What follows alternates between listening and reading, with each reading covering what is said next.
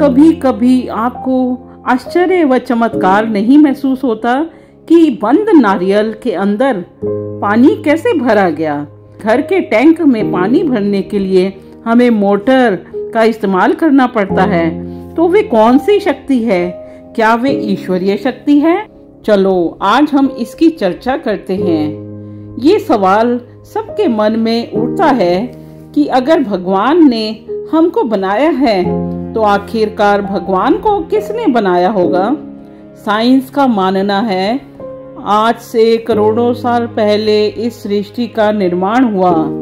कब हुआ, किसने किया, इसका किसी के पास कोई पुख्ता सबूत नहीं है। तो ब्रह्मांड और सृष्टि का निर्माण किसने किया है? ये आज भी एक अनसुलझा रहस्य है। सभी धर्मों के सभी समाजों में एक ईश्वर या गॉड या अल्लाह के अस्तित्व को स्वीकार किया गया है, जिसमें पृथ्वी, आकाश, समुद्र, जीव, निर्जीव प्राणियों की रचना की गई है।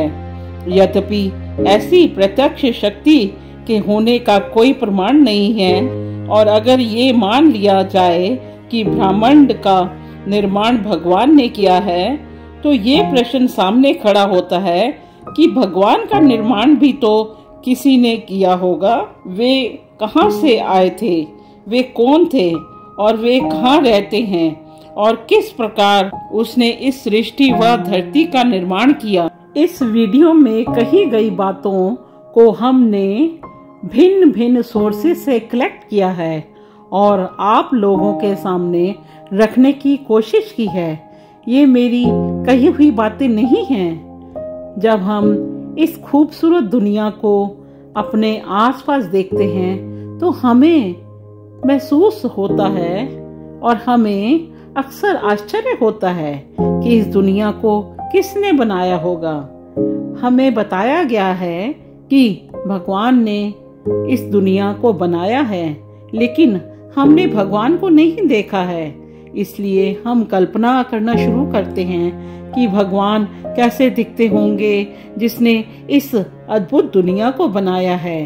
वे खुद कितना अद्भुत होगा। और क्योंकि हम मनुष्य हैं, हम भगवान की कल्पना मनुष्य के रूप में ही करते हैं। जैसे हम दुनिया को अधिक से अधिक देखते हैं, इस सूक्ष्म और विशाल दुनिया की शानदार और परिपूर्ण डिजाइन हमें मंत्र मुग्ध कर देती है और हम भगवान को सर्वोच्च और परिपूर्ण होने की कल्पना करने लगते हैं। और जब हम दुनिया भर में होने वाली असामान्य और अप्रत्याशित चीजों को देखते हैं, सुनते हैं और अनुभव करते हैं, जो तार्किक रूप से समझाई या जिसका कारण नहीं दिया जा सकता, जैसे कि माँ के स्तनों में बच्चों के जन्म के वक्त दूध कहाँ से बन जाता है, या एक बंद नारियल के अंदर स्वयं पानी का बन जाना, तो क्या ये आश्चर्य की बात नहीं? और लोग उन्हें भगवान का चमत्कार कहते हैं और हम कल्पना करते हैं कि भगवान सबसे असाधारण, अलौकिक, दिव्य व्यक्ति हैं। लेकिन जैसा हम आगे विचार करते हैं और सोचते हैं, ऐसा अद्भुत व्यक्तित्व किसने बनाया होगा जिसे हम भगवान कहते हैं? कहाँ और कैसे उनको बनाया गया होगा? यदि भगवान का जन्म हमारे जैसा था तो इसका मतलब है कि दुनिया पहले से ही अस्तित्व में थी। फिर वे इस दुनिया को कैसे बना सकते हैं? और यदि ये कहें कि भगवान का जन्म नहीं हुआ, फिर भगवान कहाँ से आए? यदि भगवान की रचना हुई तो फिर जिसने भगवान की रचना की उनको किसने बनाया? जिसने भगवान की रचना करने वाले को बनाया तो इनकी रचना किसने की? जल्द ही प्रश्नों की कभी ना खत्म होने वाली सूची हमारे दिमाग पर बमबारी करने लगती है। हम इस सही समझ को इकट्ठा करना शुरू करेंगे कि भगवान कौन है, किसने भगवान की रचना की, किसने संसार की रचना की। एक ही समय में ये संसार सुंदर और क्रूर क्यों है? हिंदू ग्रंथों का जवाब है कि किसी ने भगवान को नहीं बनाया। वे स्वभाव से ही सनातन परमेश्वर हैं। वे बनाया ही नहीं गया था, वे हमेशा था और हमेशा रहेगा। ये तथ्य कि परमेश्वर शाश्वत है, हिंदू ग्रंथों में इस बात पर बल दिया गया है। वास्तव में भगवान का कोई रूप, रंग, आकार नहीं है। वे सिर्फ मौजूद है, लेकिन उसे देखना असंभव है। उसे सिर्फ प्रकृति के माध्यम से महसूस किया जा सकता है। इस तरह से भगवान अनंत काल से भगवान है। कुछ भी उसके अस्तित्व में नहीं आया। उसका ना कोई आदि था और ना ही कोई अंत होगा। गीता बताती है कि ये एक अनंत व्यक्तिगत ईश्वर है, एकमात्र। अन्य विकल्प ये तर्क देता है कि किसी प्रकार की सामग्री हमेशा से अस्तित्व में है जो पूरे ब्रह्मांड का कंट्रोल करती है। साइंस भगवान के बारे में क्या कहती है? इस बहस में हमारे पास एक और आस्तिक है और दूसरी ओर नास्तिक है, और बीच में साइंस है। स्टीफन हॉकिंस, जो एक फेमस साइंटिस्ट हैं, अपनी आखिरी किताब में भगवान के अस्तित्व को मानने से इनकार कर दिया। उन्होंने अपनी किताब में ये लिखा है, सदियों से ये माना जाता है कि मेरे जैसे डिसेबल्ड लोगों पर भगवान का श्राप होता है, लेकिन मेरा मानना है कि हर चीज की व्याख्या दूसरे तरीके से भी की जा सकती है। स्टीफन हॉकिंस ने ब्लैक होल और बिग बैंग थ्योरी को समझाने में अहम योगदान दिया था। उनका मानना था ब्रह्मांड किसी अलौकिक शक्ति ने नहीं बनाया, बल्कि ये खुद बना। उन्होंने अपनी पुस्तक थ्योरी ऑफ एवरीथिंग में लिखा है, धर्म और विज्ञान के बीच एक बुनियादी अंतर है। धर्म जहाँ आस्था और विश्वास पर टिका है, वहीं विज्ञान ऑब्जर्वेशन और रीजंस और कारण पर चलता है। विज्ञान जीत जाएगा क्योंकि ये काम करता है। अब प्रश्न हमारे सामने खड़ा होता है कि क्या वैज्ञानिक रूप से ये सिद्ध है कि भगवान नहीं है? यदि हाँ तो किस प्रकार, और यदि नहीं तो आखिर विज्ञान का हवाला देकर ईश्वर को क्यों नकारा जाता है? उधर दूसरी ओर धर्म का ये मानना है कि विज्ञान ने अंतिम सीढ़ी नहीं चढ़ी है। विज्ञान ने ईश्वर को ना स्वीकार किया है और ना अस्वीकार किया है। वैज्ञानिक भी ईश्वर द्वारा निर्मित हैं। ईश्वर के अस्तित्व का आकलन करना विज्ञान से परे है। ईश्वर को नकारने की शक्ति किस में है? क्या विज्ञान किसी की मृत्यु को रोक सकता है? ऐसा ही होता तो स्टीफन हॉकिंस एक वैज्ञानिक थे, वे क्यों नहीं रोक पाए अपनी मृत्यु को?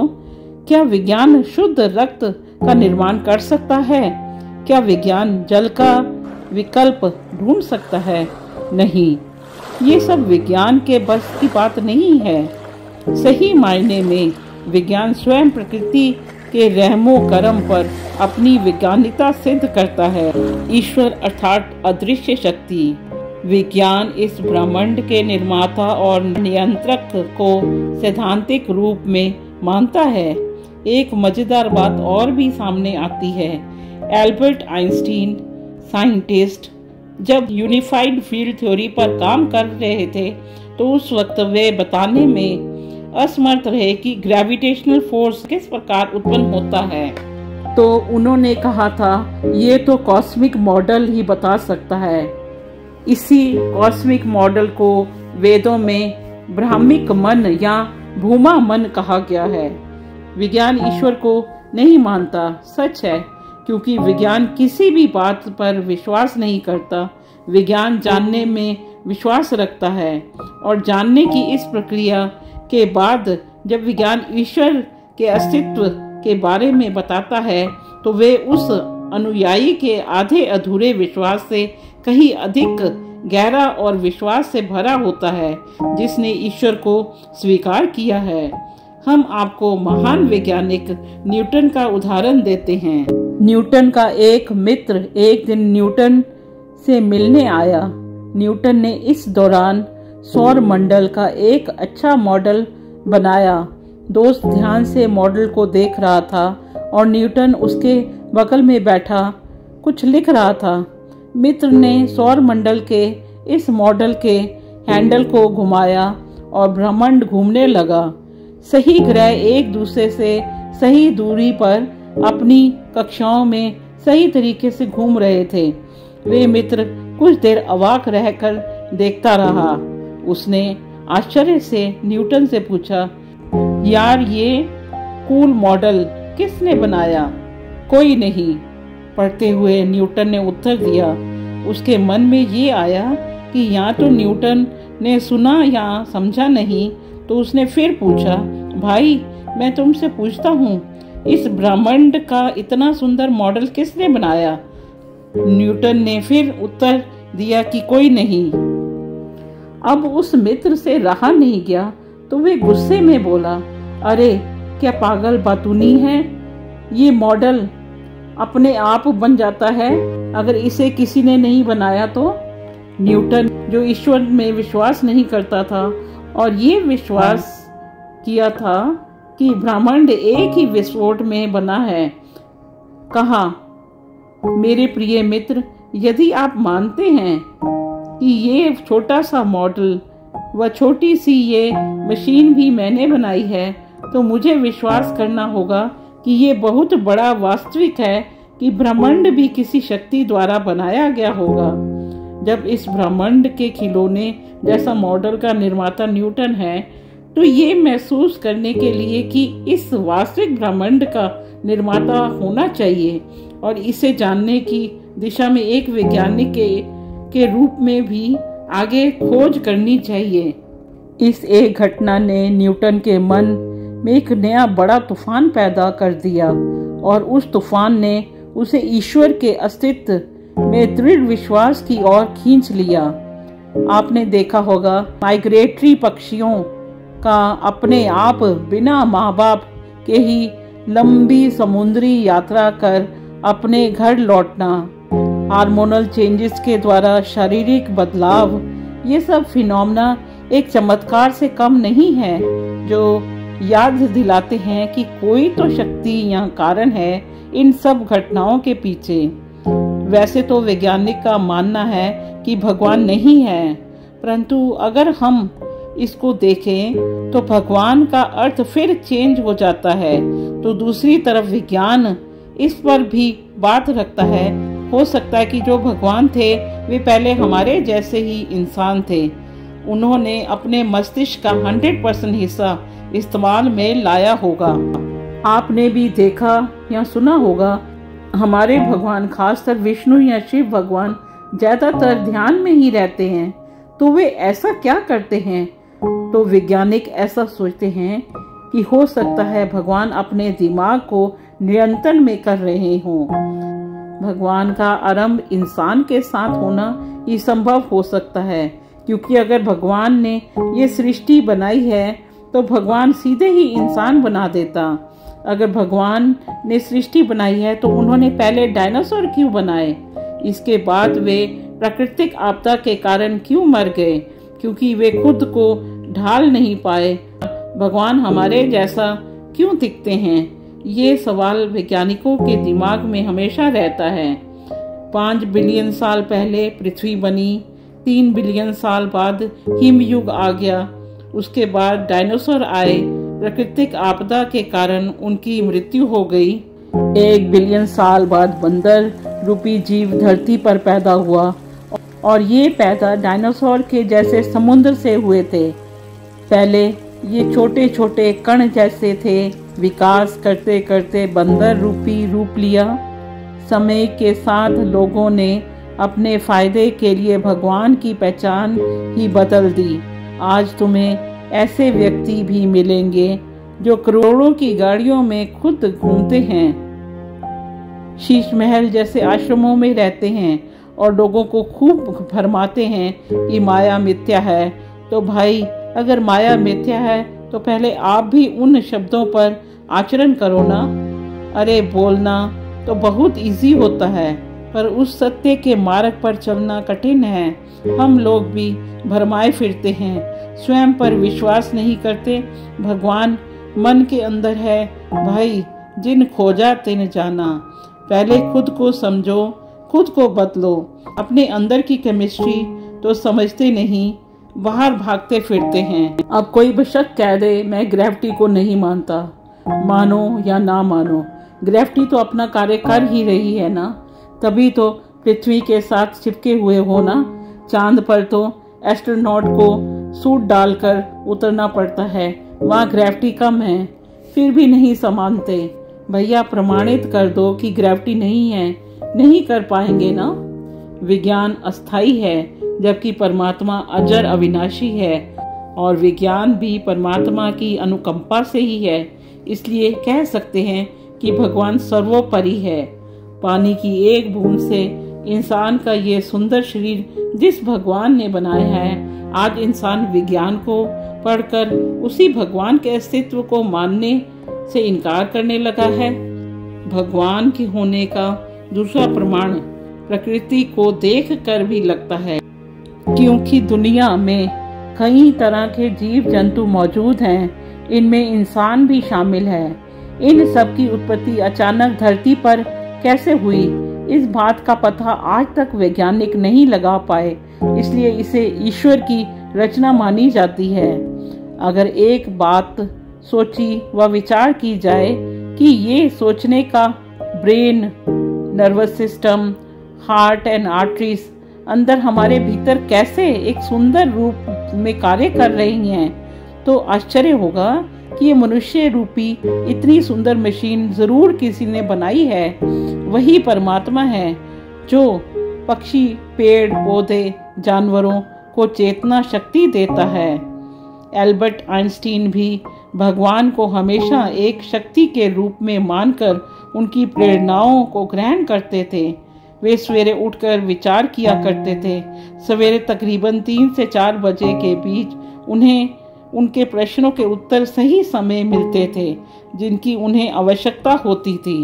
ईश्वर को मानना ना मानना निजी विश्वास है। वस्तुतः ईश्वर को मानने ना मानने से कोई अंतर नहीं पड़ता। समाज में इस बात से अवश्य अंतर पड़ता है कि हमारा अपना व्यवहार कितना नैतिक है। ईश्वर को मानने वाले अनेक व्यक्ति नैतिकता की कसौटी पर दिवालिया होते हैं। अपने समान उन्हें ये प्रतीत होता है कि ईश्वर को रिश्वत, भेंट, प्रसाद देकर, गुणगान कर अपने अपराधों से बचा जा सकता है, क्योंकि उनकी स्वयं की परिकल्पना का ईश्वर अनैतिक है, जो मात्र मानने ना मानने के आधार पर दंडित करने वाला है। मेरे विचार में एक विवेकी और नैतिक नास्तिक अनैतिक और विचार शून्य अस्तित्व से कहीं उत्तम है।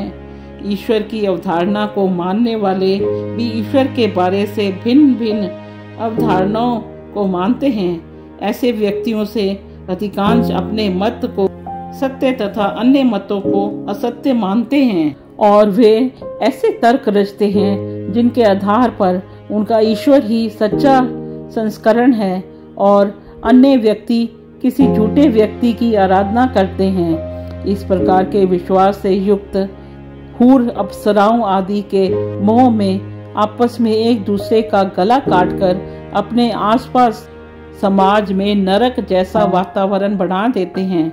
वस्तुतः अपने धर्म को सच्चा मानकर अन्य मानवों के प्रति द्वेष पालने वाले व्यक्ति ईश्वर, जिसे वे भगवान, गॉड, अल्लाह, परमेश्वर, अकाल पुरख चाहे किसी भी नाम से पुकारें, ऐसे ईश्वर के न्याय व्यवस्था सभी प्राणियों की उसी ईश्वर से उत्पत्ति जैसे सिद्धांतों पर अविश्वास करते हैं, जिससे वे जिसे सर्वशक्तिमान ईश्वर कहते हैं, उनके सर्वशक्तिमान होने पर भी उनका विश्वास नहीं रहता, अपितु वे अपने ईश्वर को अन्य जीवों के विरुद्ध हिंसा, असमानता आदि से प्रसन्न होने वाले दुर्गुणों से युक्त मान लेते हैं और फिर स्वयं मानवता के विरुद्ध अपराध करने को अपना परम कर्तव्य तथा स्वर्गिक सुखों का पुरस्कार देने वाला कर्म मानते हैं। वे वास्तव में ईश्वर को मानते हुए भी ईश्वर को नहीं मानते। इसका परिणाम अनावश्यक हिंसा, सांप्रदायिक द्वेष, जाति, समाज, लिंग आदि पर आधारित भेदभाव आदि के रूप में होता है। ईश्वर यदि विवेकी है तो वे हमारी लल्लो चप्पो और उसके नाम पर हमारी उग्रता और हिंसा, मानवों में भेदभाव की भावना रखता जैसे कर्मों से प्रसन्न हो, ऐसा सोचना भी हमारी अपनी विवेकहीनता पर परिचालक है। विवेकहीनता सदैव स्वयं और जगत के दुखों का कारण बनती गई है। अगर समाज में नज़र घुमाएं तो ऐसा प्रतीत होता है कि एक परमात्मा की अवधारणा एक मार्केटिंग स्ट्रेटजी बन चुकी है। सत्य पर स्वयं को खरे ना उतरकर कितने पाखंडी बाबा बन जाते हैं। ये पंडितों ने कैसा भगवान बना दिया है। 3000 का टिकट लो तो भगवान के शीघ्र दर्शन हो जाएंगे, नहीं तो भाई लगे रहो 20-20 घंटे लाइनों में, भगवान के दर्शन नहीं होंगे। उन पंडितों से पूछो जिस ईश्वर का पूरा ब्रह्मांड सोने, चांदी और हीरे जैसे भरपूर प्लैनेट से भरा हुआ है, उनको हमारे पैसों की क्या जरूरत है भाई। पंडितों ने ईश्वर को भी व्यापार के बाजार में खड़ा कर दिया है। लोगों से खूब दान लेते हैं, ईश्वर के नाम पर आलीशान बंगलों में एसी चलाकर बड़ी बड़ी गाड़ियों में घूमते हैं और शब्द के मोह जाल में लोगों को भरमाते हैं और फंसाते हैं और खुद कहते हैं माया मिथ्या है, आत्मा अजर अमर है, शरीर अविनाशी है। भाई वे स्वयं क्यों नहीं इन चीज़ों पर प्रैक्टिकल करते। आस्था और विश्वास स्वर्ग नरक के क्या धर्म के व्यवसाय का हिस्सा नहीं है? और अगर परमात्मा है तो फिर दुनिया में इतना दुराचार क्यों है? क्या उसकी न्याय प्रणाली इतनी कमज़ोर है कि कर्म का फल मिलने से कई जन्म लग जाते हैं, क़यामत तक इंतज़ार करना पड़ता है? क्या कोई बताएगा धर्म के नाम पर इन आस्तिक लोगों ने इतना खून खराबा क्यों मचाया? वह बलात्कार जैसे अपराधों को भी सही ठहराते हैं। वैसे क्या कोई जानता है कि ईश्वर में आस्था रखने वालों का परिणाम क्या होता है? शायद उनका हाल तो नास्तिक से भी बदतर होता है, क्योंकि स्वर्ग का लालच और नरक का भय आस्तिक को इस दुनिया में ठीक से जीने भी नहीं देता। आस्तिक कोशिश करता है कि जीवन भी रहे और जन्नत भी हाथ से ना जाए, इसलिए वे कहता कुछ है करता कुछ है और मन में वासना, लालच और घृणा चल रही होती है, मगर ऊपर से धर्म उपदेश देता रहता है। इसलिए पंडित, साधु, मौलवी, मुल्ला, पादरी दुराचार से लिप्त पाए जाते हैं, प्राणी को भरम के चक्कर में फंसाए रखते हैं, फिर अंत में रोते रोते ही दुनिया से विदा हो जाते हैं। पाप पुण्य, स्वर्ग नरक के चक्कर में जिंदगी जीना भी भूल जाते हैं। फिर किस पर भरोसा करें, भगवान पर या विज्ञान पर? प्रिय दोस्तों, सबके अपने अपने विचार हैं, पर मेरा मानना है कि हमें भगवान के भरोसे रहना चाहिए, विज्ञान के भरोसे नहीं, क्योंकि विज्ञान भी भगवान के भरोसे चलता है। आपको भी आश्चर्य होगा कि चंद्रयान 3 जब लॉन्च होना था तो इसरो के पूरे साइंटिस्ट और इसरो के सारे साइंटिस्ट तिरुपति बालाजी भगवान से आशीर्वाद लेने गए थे। वे भगवान में आस्था रखते हैं, साइंस भी भगवान में आस्था रखती है। ये सब जो विज्ञान की तरक्की है ना दुनिया में, वे सब भगवान की देन है, क्योंकि अगर शरीर में जिस दिन आत्मा निकल जाती है तो मरा हुआ साइंटिस्ट भी फेल है, क्योंकि जो बुद्धि उसे किसी परम शक्ति द्वारा प्राप्त थी वे विलीन हो गई। इसलिए भरोसा सिर्फ राम, अल्लाह, गॉड, रब, ईश्वर पर ही करना चाहिए। संत कबीरदास जी ने समझाया है, ये मानव जन्म बार बार नहीं मिलता। इस शरीर में रहते रहते शुभ कर्म तथा परमात्मा की भक्ति कर लो, अन्यथा ये शरीर समाप्त हो जाएगा तो आप पुण्य मानव शरीर को प्राप्त नहीं कर पाओगे। कबीर मानव जन्म दुर्लभ है, मिले न बारंबार, तरवर से पत्ता टूट गिरे, बहुरी न लागे डार। डियर फ्रेंड्स, अंत में हम आपसे यही कहेंगे कि अगर कोई सच्चा राम, कृष्ण, परमहंस या रमन जी ऋषि जैसा कोई सच्चा मार्गदर्शक हो तो तभी ईश्वर की सत्यता की सही दिशा प्रदान हो सकती है। हमने पर्सनली इनका लिटरेचर पढ़ा हुआ है। ऐसा नहीं कि ईश्वर की अनुभूति नहीं होती। अगर अर्जुन की तरह तुम्हें भी श्री कृष्ण मिल जाएं, जो अर्जुन को दिव्य चक्षु प्रदान करके अपना विराट रूप दिखा सकते हैं। स्वामी रामकृष्ण परमहंस ने भी स्वामी विवेकानंद जी को काली माँ के दर्शन कराए, जिनका वे रोज साक्षात्कार करते थे। परंतु प्लीज आधुनिक युग के इन लोभी गुरुओं से बच कर रहें, जो खुद तो माया मोहनी मीट मस्त जाम के नरक में स्वयं लिप्त हैं और उपदेश करते हैं माया मिथ्या है। अगर माया मिथ्या है तो महल बनाने की क्या जरूरत है। इन ढोंगी बाबाओं को कुटिया बनाएं और सादा जीवन बिताएं। हमारी वीडियो शेयर जरूर करिए और सबको जागरूक कीजिए। खैर, हम तो ईश्वर में पूर्ण विश्वास रखते हैं, क्योंकि हम ये पेन भी उसकी इच्छा से चला रहे हैं और ये वीडियो भी उसकी इच्छा से बना रहे हैं। वे शक्ति जो हमारे तुम्हारे भीतर काम कर रही है, वही परम शक्ति है, वही परमात्मा है। इतना हम जानते हैं और सदा मानते रहेंगे, क्योंकि आज वे साइंटिस्ट स्टीफन हॉकिंस जो दावा करते थे ईश्वर नहीं है, इस दुनिया में नहीं है, चाहे वे महान साइंटिस्ट दुनिया को छोड़कर चले गए, परंतु सृष्टि फिर भी चल रही है। जन्म मरण का चक्कर अभी खत्म नहीं हुआ। ये जन्म मरण की शक्ति उसी के हाथ में है, वरना इंसान की क्या हस्ती। प्लीज सब्सक्राइब कीजिए वीडियो को और हमारा वीडियो मैक्सिमम लोगों तक शेयर करें, ताकि सत्य की जागृति हो।